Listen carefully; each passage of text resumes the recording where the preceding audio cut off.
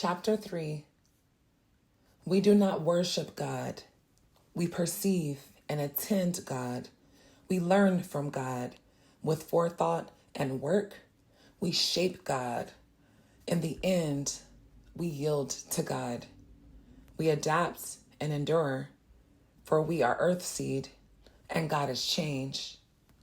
Earthseed, the books of the living. Tuesday, July 30th, 2024. One of the astronauts on the latest Mars mission has been killed. Something went wrong with her protective suit, and the rest of the team couldn't get her back to the shelter in time to save her. People here in the neighborhood are saying she had no business going to Mars anyway.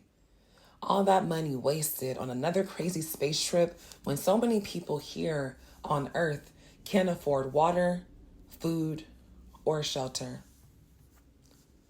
The cost of water has gone up again, and I heard on the news today that more water peddlers are being killed.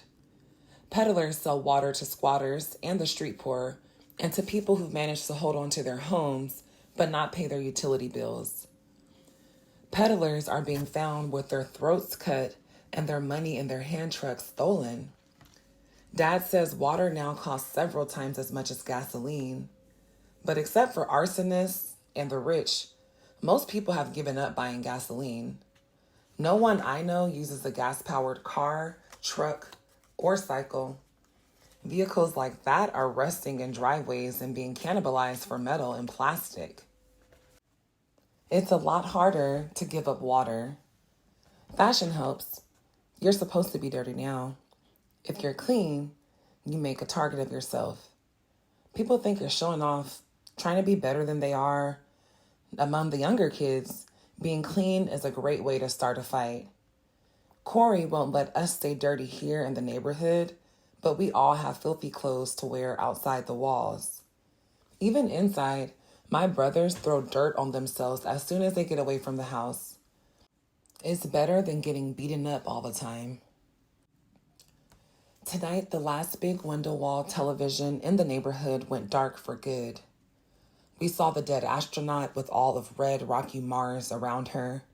We saw a dust-dry reservoir and 3 dead water peddlers with their dirty blue armbands and their heads cut halfway off. We saw whole blocks of boarded-up buildings burning in Los Angeles.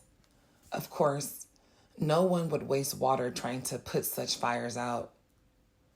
Then the window went dark. The sound had flickered up and down for months, but the picture was always as promised, like looking through a vast open window. The Yanis family had made a business of having people in to look through their window. Dad says that kind of unlicensed business isn't legal, but he let us go to watch sometimes because he didn't see any harm in it, and it helped the Yanises. A lot of small businesses are illegal, even though they don't hurt anyone, and they keep a household or two alive. The Yanis window is about as old as I am. It covers the long west wall of their living room. They must have had plenty of money back when they bought it. For the past couple of years, though, they've been charging admission, only letting in people from the neighborhood and selling fruit juice, acorn bread, or walnuts.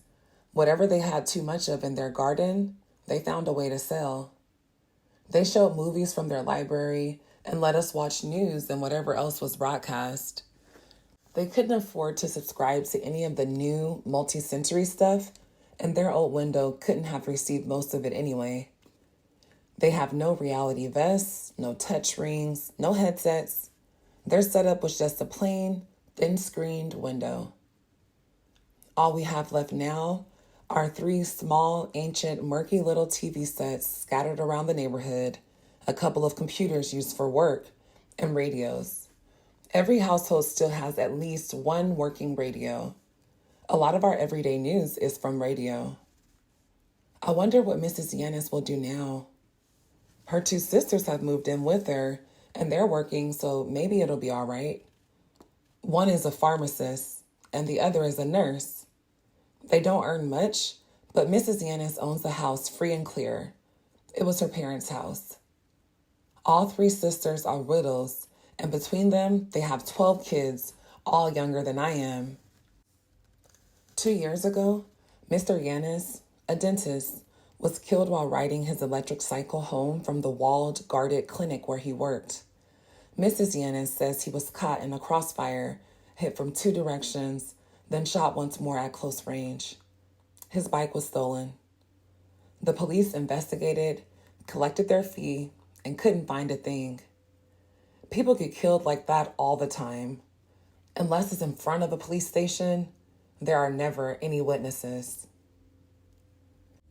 Saturday, August 3rd, 2024. The dead astronaut is going to be brought back to Earth. She wanted to be buried on Mars. She said that when she realized she was dying.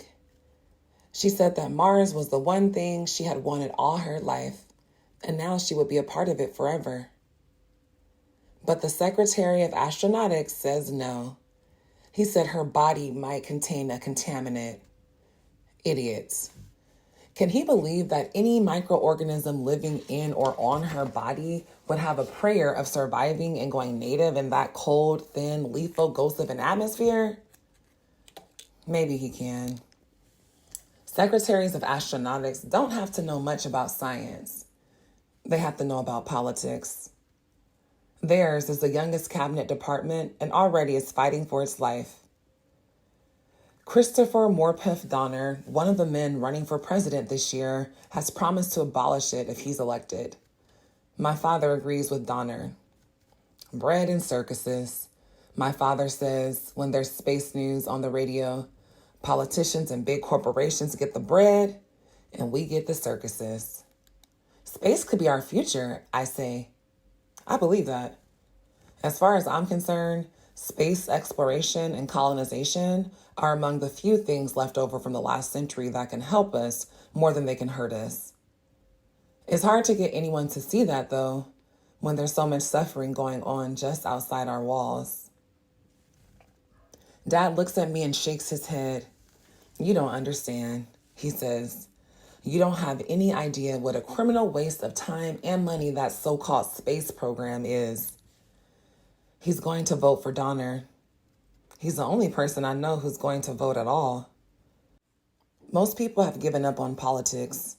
After all, politicians have been promising to return us to the glory, wealth, and order of the 20th century ever since I can remember.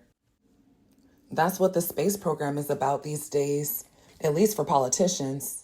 Hey, we can run a space station, a station on the moon, and soon a colony on Mars. That proves we're still a great, forward-thinking, powerful nation, right? Yeah. Well, we're barely a nation at all anymore, but I'm glad we're still in space. We have to be going someplace other than down the toilet. And I'm sorry that astronaut will be brought back from her own chosen heaven. Her name was Alicia Catalina Gondinez Leal. She was a chemist. I intend to remember her. I think she can be a kind of model for me.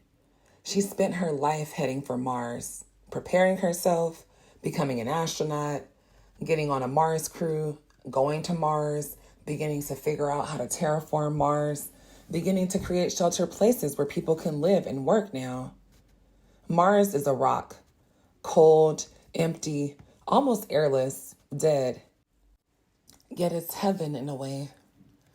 We can see it in the night sky, a whole other world, but too nearby, too close within the reach of the people who've made such a hell of life here on Earth.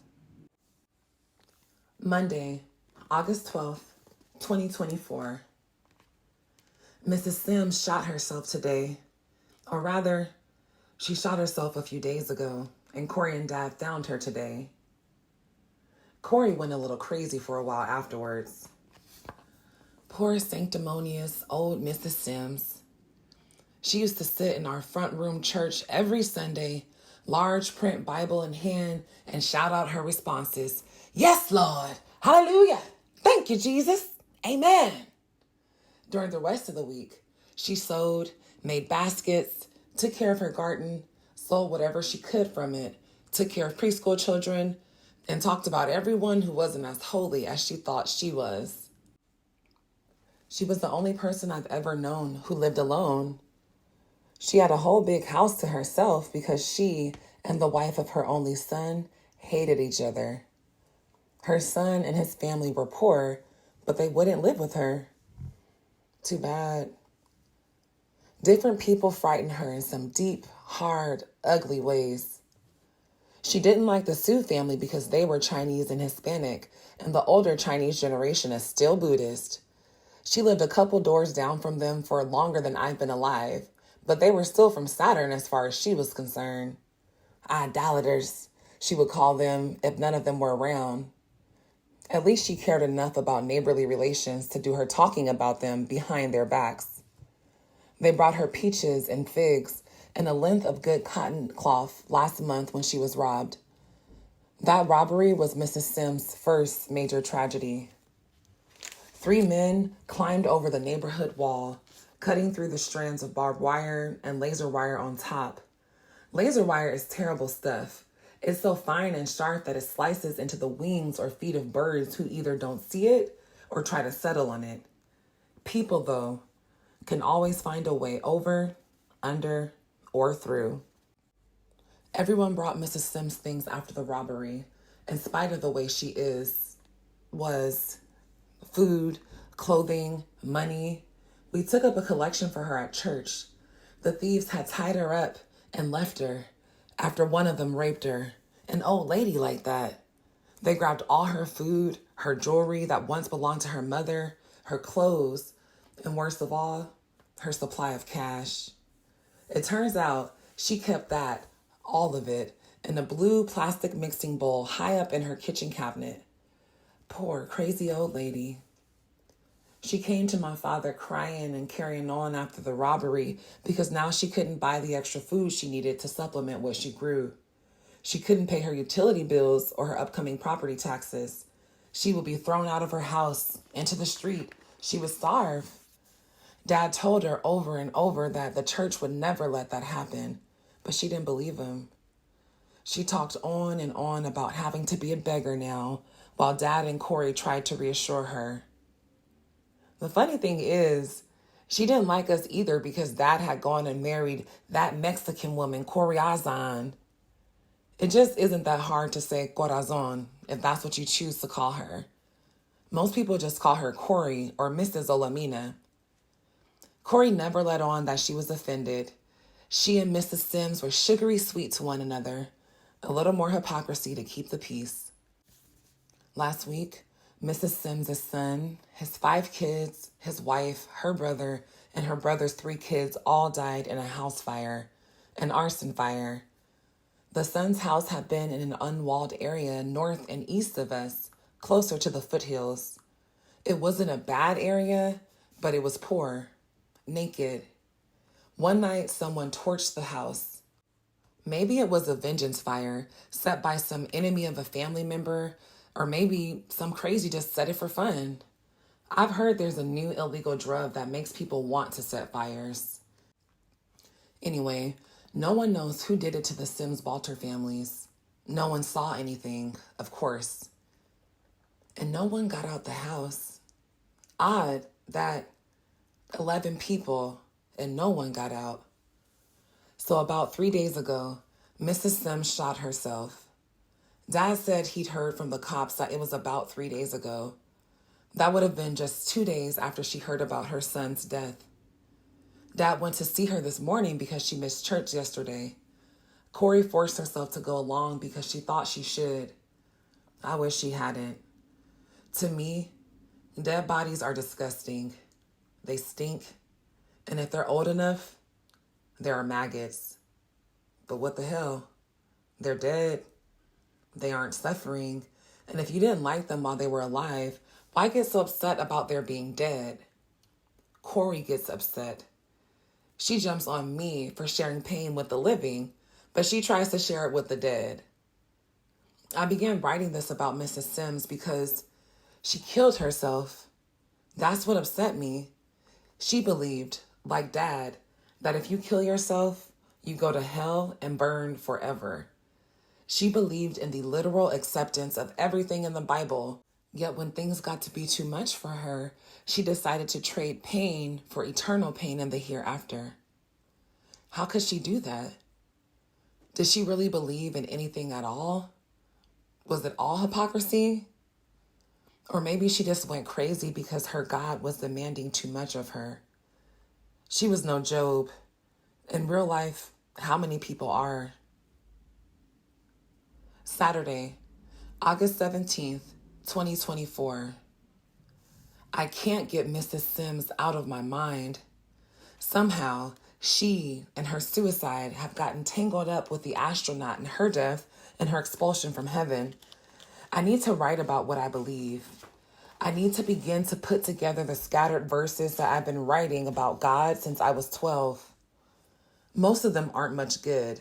They say what I need to say, but they don't say it very well. A few are what they should be. They press on me too, like the two deaths. I try to hide in all the work there is to do here for the household, for my father's church, and for the school Corey keeps to teach the neighborhood kids. The truth is, I don't care about any of those things, but they keep me busy and make me tired, and most of the time, I sleep without dreaming. And Dad beams when people tell him how smart and industrious I am. I love him. He's the best person I know, and I care what he thinks. I wish I didn't, but I do. For whatever it's worth, here's what I believe. It took me a lot of time to understand it, then a lot more time with a dictionary and a thesaurus to say it just right, just the way it has to be. In the past year, it's gone through 25 or 30 lumpy, incoherent rewrites. This is the right one, the true one. This is the one I keep coming back to. God is power, infinite, irresistible, inexorable, indifferent. And yet, God is pliable, trickster, teacher, chaos, clay. God exists to be shaped. God is changed. This is the literal truth. God can't be resisted or stopped, but can be shaped and focused. This means God is not to be prayed to. Prayers only help the person doing the praying, and then only if they strengthen and focus that person's resolve. If they're used that way, they can help us in our only real relationship with God. They help us to shape God and to accept and work with the shapes that God imposes on us. God is power, and in the end, God prevails. But we can rig the game in our favor if we understand that God exists to be shaped and will be shaped with or without our forethought, with or without our intent. That's what I know. That's some of it anyway. I'm not like Mrs. Sims. I'm not some kind of potential Job, long-suffering, stiff-necked, then at last either humble before an all-knowing Almighty or destroyed. My God doesn't love me or hate me or watch over me or know me at all, and I feel no love for or loyalty to my God. My God just is. Maybe I'll be more like Alicia Leal, the astronaut. Like her, I believe in something that I think my dying, denying, backward-looking people need. I don't have all of it yet. I don't even know how to pass on what I do have. I've got to learn to do that. It scares me how many things I've got to learn. How will I learn them? Is any of this real? Dangerous question. Sometimes I don't know the answer. I doubt myself. I doubt what I think I know. I try to forget about it. After all, if it's real, why doesn't anyone else know about it?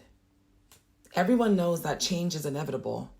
From the second law of thermodynamics to Darwinian evolution, from Buddhism's insistence that nothing is permanent and all suffering results from our delusions of permanence, to the third chapter of Ecclesiastes, to everything there is a season. Change is part of life, of existence, of the common wisdom. But I don't believe we're dealing with all that means. We haven't even begun to deal with it. We give lip service to acceptance as though acceptance were enough. Then we go on to create super people, super parents, super kings and queens, super cops to be our gods and to look after us, to stand between us and God. Yet God has been here all along, shaping us and being shaped by us in no particular way or in too many ways at once, like an amoeba or like a cancer. Chaos. Even so, why can't I do what others have done? Ignore the obvious. Live a normal life. It's hard enough just to do that in this world. But this thing, this idea, philosophy, new religion won't let me alone, won't let me forget about it, won't let me go. Maybe it's like my sharing. One more weirdness, one more crazy, deep-rooted delusion that I'm stuck with. I am stuck with it. And in time, I'll have to do something about it. In spite of what my father will say or do to me, in spite of the poisonous rottenness outside the wall where I must be exiled, I'll have to do something about it. That reality scares me to death. Wednesday, November 6, 2024. President William Turner Smith lost yesterday's election. Christopher Charles Morfith Donner is our new president-elect. So what are we in for? Donner has already said that as soon as possible after his inauguration next year, he'll begin to dismantle the wasteful, pointless, unnecessary Moon and Mars programs. Near space programs dealing with communications and experimentation will be privatized, sold off. Also, Donner has a plan for putting people back to work. He hopes to get laws changed, suspend overly restrictive minimum wage, environmental, and worker protection laws for those employers willing to take on homeless employees and provide them with training and adequate room and board. What's adequate, I wonder? A house or apartment? A room? A bed in a shared room? A barracks bed? Space on the floor? Space on the ground? And what about people with big families? Won't they be seen as bad investments? Won't it make much more sense for companies to hire single people, childless couples, or at most, people with only 1 or 2 kids? I wonder. And what about those suspended laws? Will it be legal to poison, mutilate, or infect people as long as you provide them with food, water, and a space to die? Dad decided not to vote for Donner after all. He didn't vote for anyone. He said politicians turned his stomach.